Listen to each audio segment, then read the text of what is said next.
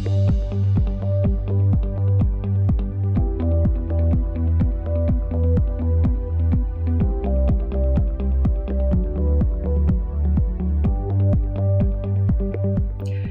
everybody, welcome to the Scottish Summit 2020 video deck.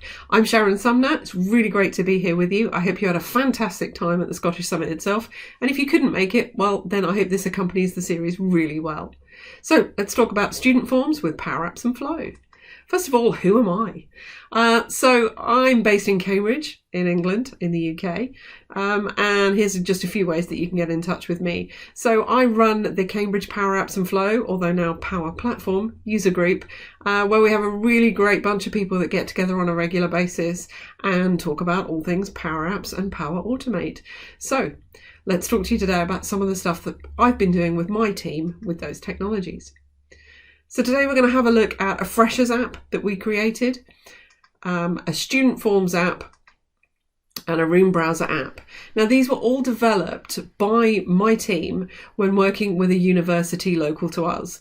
So the university was looking for one of their colleges to have these apps developed that would make life easier for new students, student life during the time they were at the college, and just generally making a cost saving and a value add to the business side of running a college for the administrative staff that are there.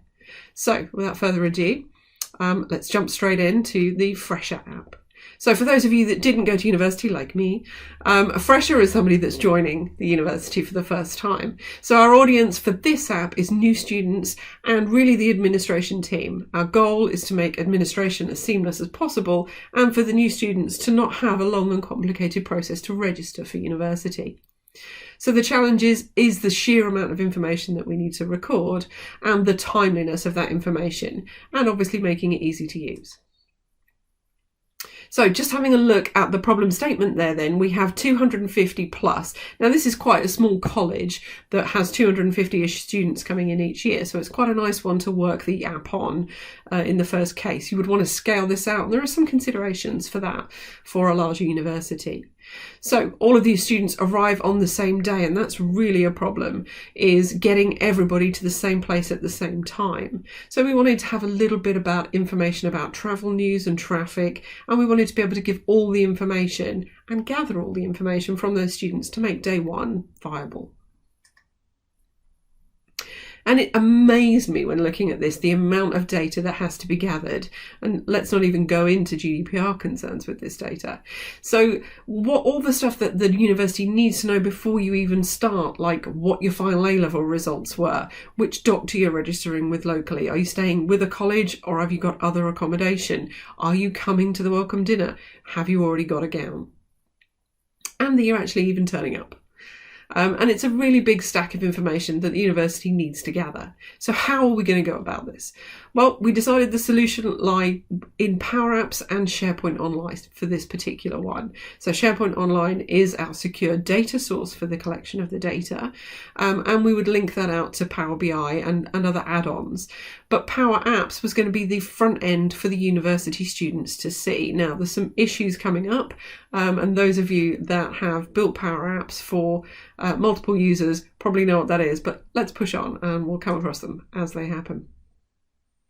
So the Freshers app, the Casper 365 branding is my guys, so don't worry about that. So the Fresher app needs to gather the details, but we're not using it to gather the student name and surname and the college and the course. What we're doing here is we're just the first time into the app only. We are just making sure that we've got the correct person coming into the app.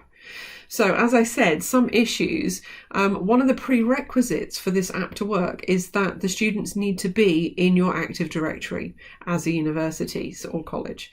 So this particular app requires us to just make sure that the email and password that we've sent out to you, and that would have been via an email address, is correct, and that you've managed to log in and you can confirm for us who you are.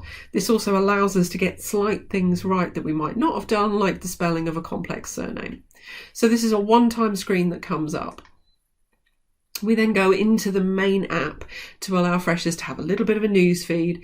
And you can see down the bottom here, we've got alerts, and then we can jump into the forms themselves. So the alerts is really just for, have we got building work going on? Have we got traffic problems? And a lot of that is about getting people to site day one, as I talked about earlier. So the registration forms themselves. Now, these were an interesting project to do because this is a gathering exercise. So we don't need the usual screens where we want the user to edit the data once it's been added in.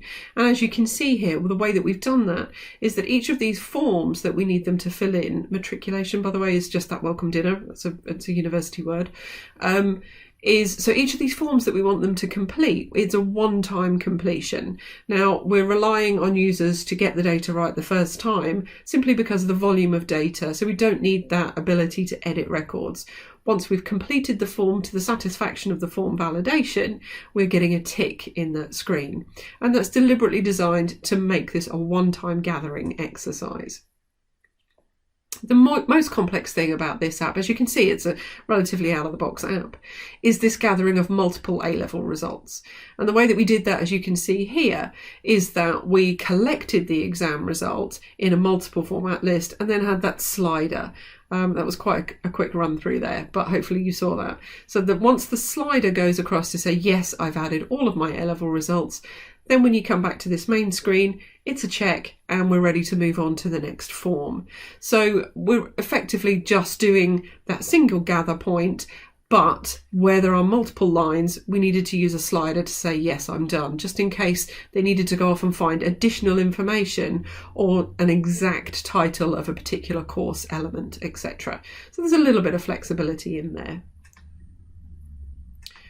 So for every one of my apps or everything that I try to demonstrate, I try and put something in that's interesting or new or innovative. But this one really doesn't have very much in there. The one thing that we did do was that we put, and I just wanted to raise this because, and I'm pretty sure everybody does this these days, but it's just a little hint and tip for you, is to put in there a little splash timer. Now, the purpose of the splash timer is to give the on-app load functionality the time and the ability to do what it needs to do. So what we've done is we've basically put a little timer on the page so that the splash screen comes up the first time they go in, and then it's just working out who you are, getting a collection of your data together to make the app run smoothly. Now, for us, we do this with most of our apps just to make sure that from a UX point of view, the user isn't frustrated with the fact that the app appears to have loaded, but there's nothing in the list data, or it hasn't quite got context right yet. So this is just a technique that we use that I thought I'd throw in here just as a quick win for you guys. So the dependencies, as I mentioned, is that the user must be in Active Directory. Now, normally I get a lot of questions about this at the end, and as you can't ask me questions on this recording, please feel free to send them to me, because that is an issue, having to bring everybody into Active Directory before they're effectively a user on site. And that whole process of loading hundreds of people into your Active Directory prior to them starting. Now, obviously, there's multiple ways that you can do this. They can be guest users, etc. But then we have to work out the rules for them being able to have that app delegated to them. So ideally, they are Active Directory users with the proper academic license already assigned so that they've got that ability to use PowerApps. So the SharePoint data in this particular app is held in a single site collection that's only available to the admin staff for that GDPR governance. Now, obviously, if you wanted the students would be able to get to that SharePoint data if they knew the address. It is obscured. So security by obscurity in this particular app. And again, that's because it is particularly time bound, and it is one of those things that we need to have available for a very short period of time. And again, we may look at an annual clear down or some way of moving that data out each year. Now, what we have done, we've run this successfully for a university for year one, is that we have actually done a clear down using Power Automate to move everything out to a secondary list, and then be able to use that list as reference for the other applications. So the benefits of this kind of an app, like I say, it's relatively simple development once you've got past those dependencies, is that we've effectively got a time saving for administrators here. So they previously had a pack of information going out to the freshers that they had to fill in and get back. Now for 250 freshers with 7 forms, they would maybe send back 2 and then send back another one. So somebody somewhere has got a stack on their desk of every single student and which piece of paper has come back. So that's not only filing every time, but it is an absolute administrative nightmare for all of that paper, and things get lost and deadlines don't get met. And normally here we would have a Q&A. So let me think what the most common question I get asked is at this point. And it is usually how much time was saved. And I think if you think about a university life from a business perspective, so how the back end is run, what they tend to do is during the fresher period, they will get in external staff. So whether that is temps or they will increase the hours of temporary staff that work in the university for a period of time. So you can look at saving all of that administrative cost of taking on people who effectively sort through paper. It's not a job people enjoy doing. So the speed at which we can get the freshers onboarding, it's a better experience for them. They haven't got lots of forms to fill in. And the speed with which we can easily see which data is completed for each student in the back end administratively massively cuts down on the amount of effort needed and the amount of staff needed during that fresher period. The second thing I want to talk to you about is about the student forms themselves. Now this is the big one. This is the big project, okay? So that was the starter. This is the main course. So who are we looking at for student forms? Now these are the forms that are used during your life at university. So this is current students that are already in the university, so they've potentially been through a freshers process. The same administration teams that we had before, but now we have a slightly different audience in the mix in that we have department heads, faculty and anybody on campus that needs to interact with the students in some manner via these forms.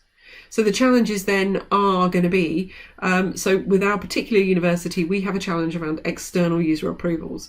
So our university has one tenancy and the college, there are 30 of them for this particular university. Each college tends to have its own tenancy. So effectively, the department heads and faculty end up being university-based tenant users rather than college-based users, so they're effectively external users, and I'm going to cover that off in this section. Also the security of that student data, big concern, and we wanted to look at fund allocation, which kind of sits outside of the forms themselves, so we need to do something with the data once we've got it back. So what was the problem statement? So we had 27 paper-based forms in the college that we looked at replacing. So that in itself is quite a challenge. There's quite a number of forms to try and put in a single app. Anybody that's built an app will tell you it starts getting clunky and slow the more you get the app to do. So we needed a strategy around that particular problem. We need to ensure that data privacy, and we need to provide the tools to allocate the funding. So again, I don't know how much you know about universities, but they have maybe 30 or 40 funds, philanthropic funds that will donate to a university or a college to be able to allow students to buy books, etc., using that fund money. And it's important to allocate correctly the money to the right fund. If that fund is just for science students of a particular part of their course or a particular subject, then that fund needs allocating to those particular students, as well as the allocation process needs to make sure that we don't effectively over allocate those funds and spend money we haven't got or refund money we haven't got. And we also needed this external approvers piece addressing. So the numbers got a little bit bigger. So we now have 420 undergraduates, 330 graduates, and 50 fellows and 130 staff. So the 130 staff are on the college's tenancy. The 50 fellows are going to be on the other tenancy. And the graduates and the undergraduates are probably on both. So there's some complexity. And the problems that these users are having are the fact that the problem with all paper-based forms everywhere, that forms get lost, that it's a slow process, you've got to walk it around the building. So general, and data security, obviously, general problems that you get with a paper-based process. Again, the requirements are about confidentiality, auditability, general requirement. So how do we track things back through the process, and that student data. So making sure that we are connected to the right data in the right place. We've also got administrators wanting to make changes to data once it's been submitted. We've got the fund allocation complexity and this external approvers approach. So here are the 27 forms. 27 forms, not 27 dresses. Kind of a weird one. As you can see, I've had to use a really tiny font, so hopefully you can read that. This is just to show you the volume of the things that people need while they're at university. So we've got a departing college form, we've got a gown application form, we've got a bursary application form, and of course anything that's requiring, for example, a hardship request is very personal and confidential to that particular student. We've got transcript requests, we've got change of accommodation requests, we've got change of course requests, travel expenses, all kinds of things that were identified as things that needed to be automated within the university. Now, the way that we went around this was to decide, firstly, we need a data source. Now, we decided SharePoint Online. Now, I can understand why you would immediately think CDS for this one, because of the role-based authentication and the way that you could secure that data. But one thing to consider is that we're working with a university here, and we're working with a great deal of students. So anything that we put in place needs to be really light on the licensing side of things. So we went with SharePoint Online, and I'll show you the method that we use to secure that data. And obviously we're going to want Power BI to do the reporting, nice and easy from SharePoint Online. PowerApps to be able to give access to the app, not the data, with the students. That was our big call there, and to be used on the mobile devices. Well, there's a nice twist coming to that one. And Microsoft Flow, as it was called then, must update my slides, Power Automate, to build flows to make those complex approvals happen. And complex is the word. Some of the complexity in those approvals is ridiculous. We have something along the lines of 14 different stages of approval, because that's the way the colleges and universities, it's quite an old-fashioned setup that they have, and it goes through many, many lines of authority before some things can be approved. So this is what we had set up and how we designed a solution to get around security constraints, external user constraints, etc. So let me talk you through this. So if we look on the left, we have the, I wonder if I can get my mouse working on this one. Okay. So we have the finance forms and the change forms. So what we did is we split the 27 forms down into two types. So you're either asking for money or you're asking to change something. And that's really what we identified from the BA around those 27 forms. So these are available within a Power App, and that really allowed us to take it into either two apps or a nice navigation structure around both types of app. And that allowed us to also break down the processes for approval, because generally a change form or a finance form will take a very similar path. So the student has access to the Power App. So each request goes into a request list, which then has a flow. Now, what that flow will do during the app processing is it will look up the student. Now, the ability to go and fetch that student data has actually moved since we first started the project, and that's because of a licensing constraint. But largely, what we do with the data is the app itself will unload, work out who you are, whether you're a graduate, undergraduate, and who some of the key roles are that are needed within those forms. It does that by going and looking up the data using an API that we developed. So we were fortunate in that the Casper 365 brand is an Office 365 platform. It lives on top of Office 365 to do automation, etc. And so we already had some tooling there to allow us to develop custom connectors and custom code for an API that we could then later leverage, which again I'll show you as I come on to it. So what we did here is we wrote this API that sits between the actual student data on this side. So we have the university has a student database, which is available to us in a bunch of tables and views. So this is SQL data that is then coming across with a refresh script through the API to a SharePoint list. Now, to get through security, that API is the only one that can request this data, and it is the only one that's got access to this SharePoint list. So this is completely locked down data, and only the API can get into what we call the student vault. So what that does is the Flow will call the Casper API, and the Casper 365 will then do the querying for us, okay? And then obviously down here we have approval flows and we have approvers that are contributing to those flows, all back to that request list. This is what the actual app ended up looking like, and this is version 1. So we have, like I say, finance requests and change requests, and then we added event booking as well, and the ability to go and see your own. So the app itself is not rocket science, and that's really what I'm showing you, is that even though you use the out-of-the-box apps or nothing particularly walk-away complex, there are bigger things afoot here. So it's not just about knocking up an app, surely it can do everything. There are some bigger architectural considerations to make with this data. So we just used a little bit of the colouring from the university just to get that working.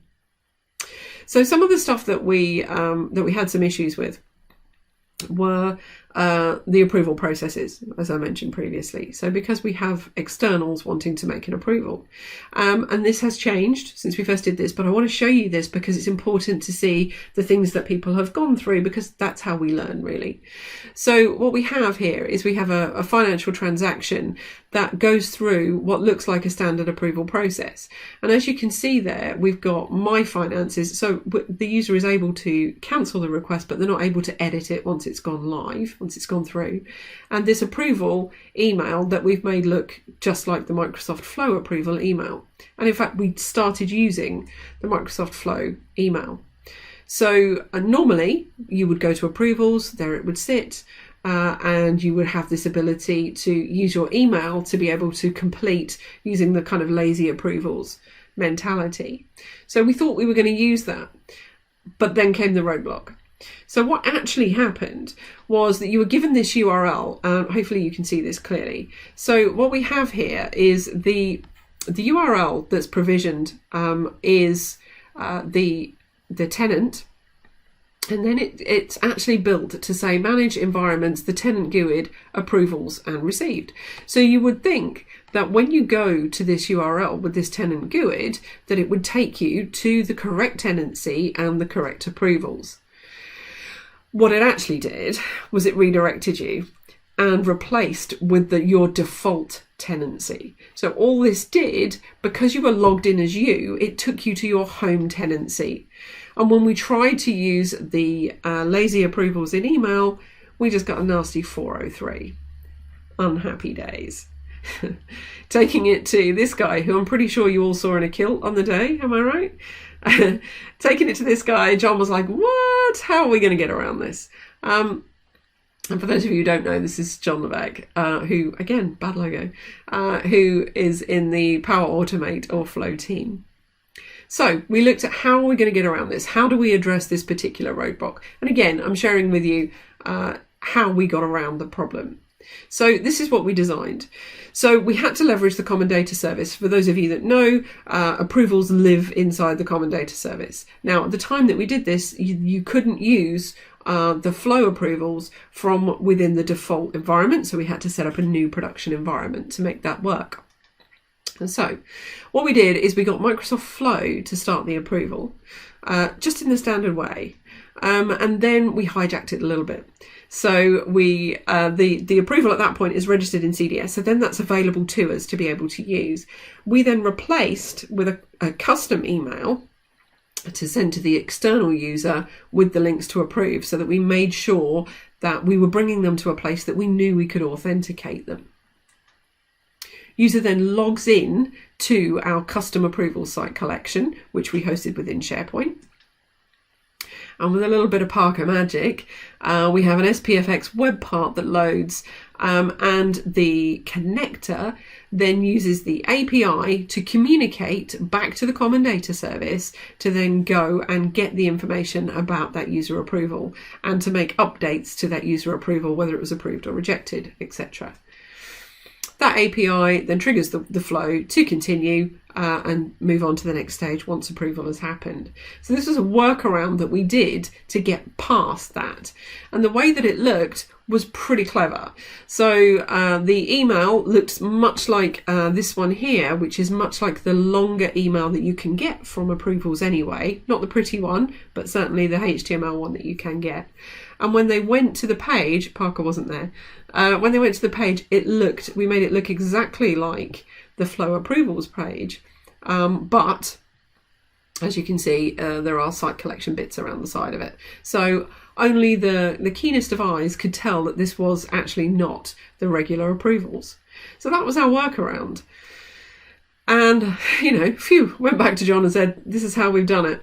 And thankfully, because we've got a great production team behind the products at Microsoft, it got put on the roadmap and now it's been delivered. So external approvals are no longer the problem that we had, okay? But just wanted to call out here that we got support from Microsoft and they helped us to say, okay, well, let's raise that as an actual issue and get it sorted. Then we run into a new roadblock. So then the new licensing model actually hit us quite hard, because if you remember what I've said here is that we need that API to access the locked down data. Now the API then became a HTTP request. Okay, so that HTTP action went into premium, and for a university with only the university licensing and no budget for 250 to 500 students that we need to make this a part of their solution, we didn't have the budget to go and buy per app or per flow licenses for them. So we came up with a way around it. So the Casper 365 for Education connector was created now, and that's why really I've used the branding in here just to show you that. So the Casper 365 for Education connector currently exists. And we went through the certification, and this is old data, which is why it's grayed out. And we launched that connector. The only problem is we cannot get that to be a standard connector. So because of timing, that we actually got that connector published, and all it does is the API connection. That unfortunately is a premium connector. So back to square one. So we still don't have a viable solution to be able to put the security in that we wanted to put in to make sure that that data was well hidden. So workarounds are, firstly, currently we are grandfathering. So we still have the functionality to be able to use the HTTP call and the API connector using the Azure API call. And that will serve us until probably 2024 or whatever the grandfathering date is. But I am pushing, and I can get on my soapbox quite quickly about this one, trying to get it so that universities don't have to pay for these custom connectors or for these premium connectors as custom connectors as premium rather, because this is our future generation. These are the people we need to be using this technology so that they get used to it and they insist on it in business going forward. It seems completely counterintuitive to me to be charging for this functionality for a university that is just trying to keep the data secure. Of course, the way we could get around this is we could just send that flow straight to the SharePoint list. But do you know what? Then the user effectively has permissions to write and read that list. Out goes the security. So this is a fight I'm still having.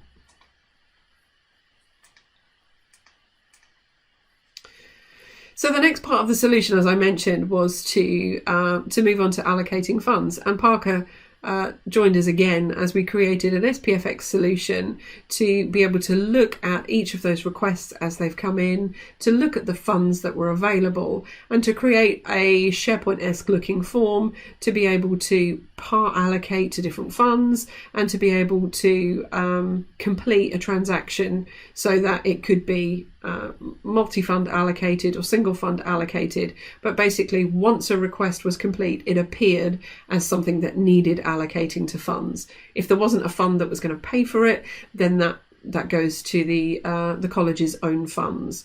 So we needed a little bit of magic there just to make that happen for the back end to complete the cycle, because a lot of this information was getting done in multiple Excel spreadsheets, and it gets very, very complex when you've got hundreds of students putting in hundreds of fund allocations, trying to get that to work across many, many funds. So this was an interesting piece of work that we added on to the back of the solution.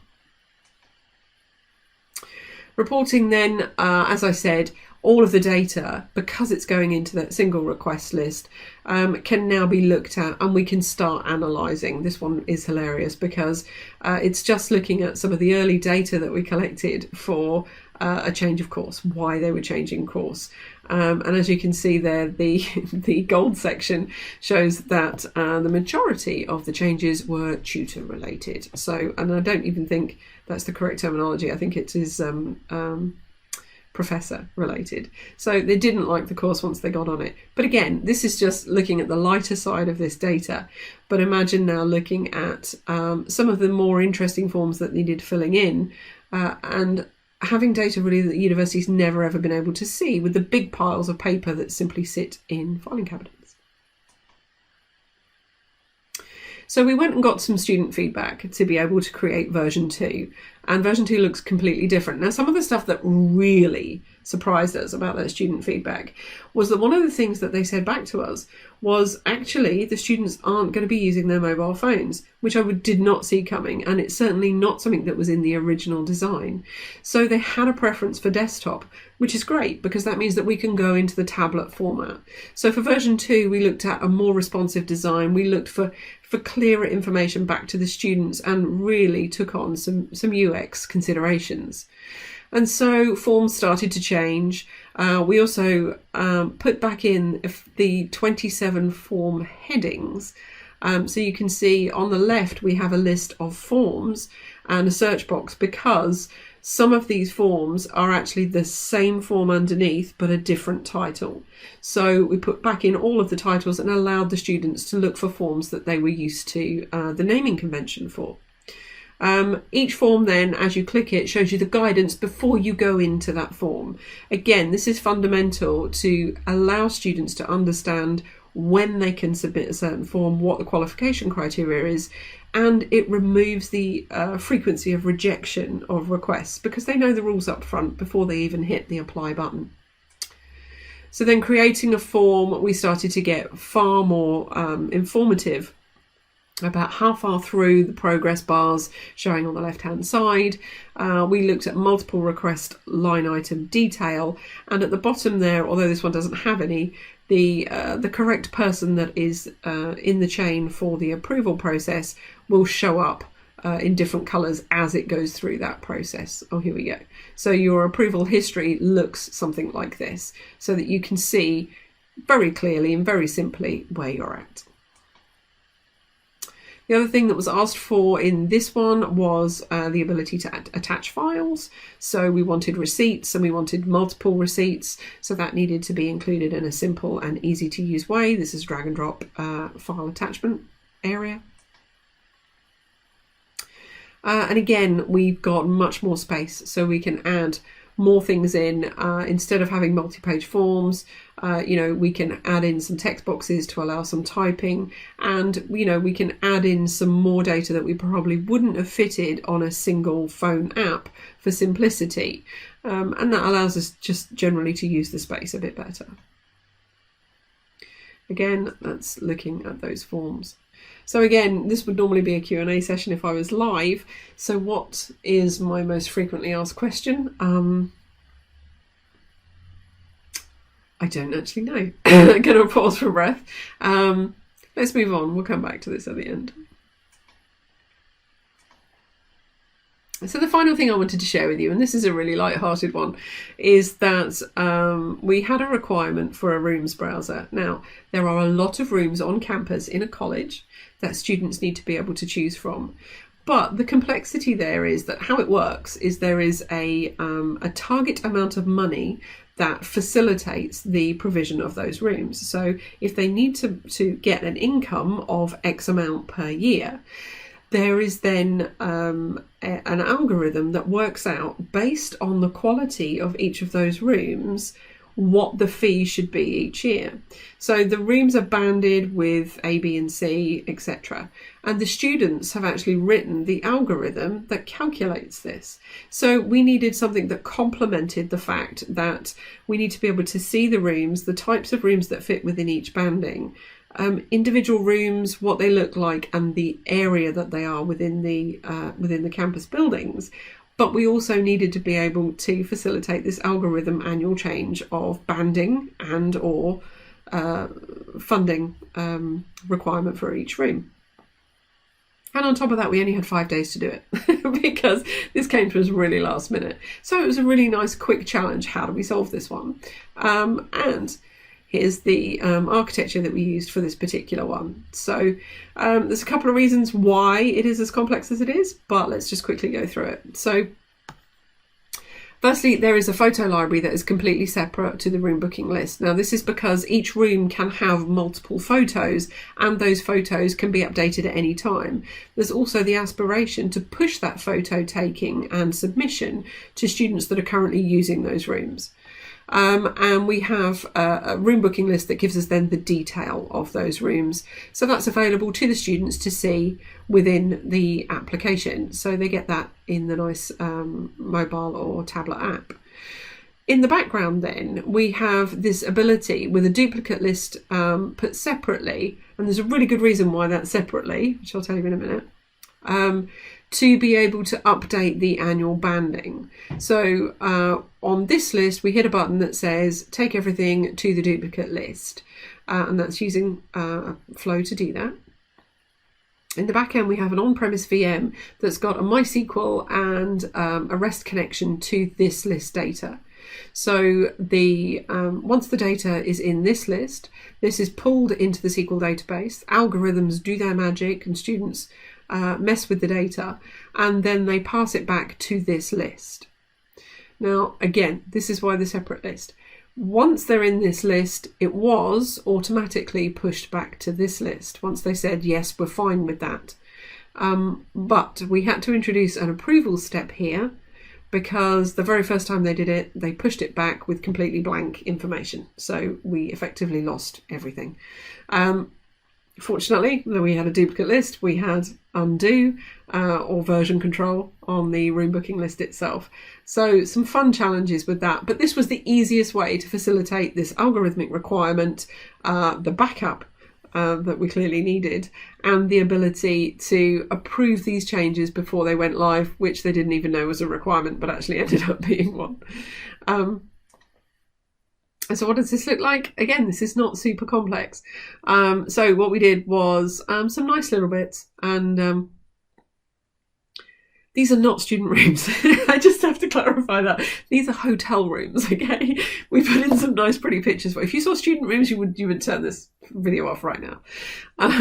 But what we did, so on the side here, we put a nice filter, and this is a dynamic filter. So as you start filtering, I need an ensuite, like you're going to get one of those. I need a double bed. Again, there's not very many of those either. But I want to look at a particular room banding. I want it on a particular floor. Maybe I need disability access, and I want to be in a particular building on the campus. So this allows you to filter the results. And then when you click on an individual room location, that then brings up more pictures of the room, which wouldn't you love that to be a student room? And a floor plan, which again are hilarious because they look like a box. They all look the same. That's what we were asked for. We got some key features and then some more details. So the more details might give you something particularly interesting, like how long it takes you to get from one area of the site to another. Previous comments from other students, this gets particularly noisy because it's close to the Chinese takeaway, or hey, this is close to the Chinese takeaway. Whatever it is, there's some extra details that can be put in there. So this was a nice quick app that was developed to be visually pleasant, to give the information quickly and easily. We used a couple of things that weren't particularly mainstream at the time, like this tabbing feature and this live filter that carried on filtering the data set on the right hand side dynamically as you were completing it. So in the 5 days, we created the PowerApp, which was pretty and responsive. We sorted out the data storage and the update solution, even with glitches, and that duplicate and approve step. And it's effectively become an extensible project for them. So it's a starter project. They can do much more with this now that they've got it. But we were asked to do so much in that first 5 days, we decided to leave that further development open and just concentrate on getting some base functionality out. So it's yet another app that the university have to use. Ooh. And that's me. So it wouldn't be right not to mention the sponsors for the Scottish Summit. Thank you very much to these people who make the event happen. And that really ends my presentation. There would normally be another Q&A slide in there, so that threw me a little. If you have got any questions about anything that I've gone through here, and I love to talk about Power Platform in conjunction with education requirements. This really is my soapbox, it's my thing. But at the same time, I've got a great team that I work with, but I love to be out in the community talking to people about what they've created. And I have a blog out there that talks about all the fun things that I find and I come across. We've got a couple of interesting bits out there at the moment around community challenges. And now that we all find ourselves cooped up at home, it would be absolutely my pleasure if any of you wanted to reach out and start a conversation with me. And a welcome break to staring at my walls. So it's been an absolute pleasure to be a speaker for the Scottish Summit. I hope you have all found something useful in this presentation, and thanks for listening.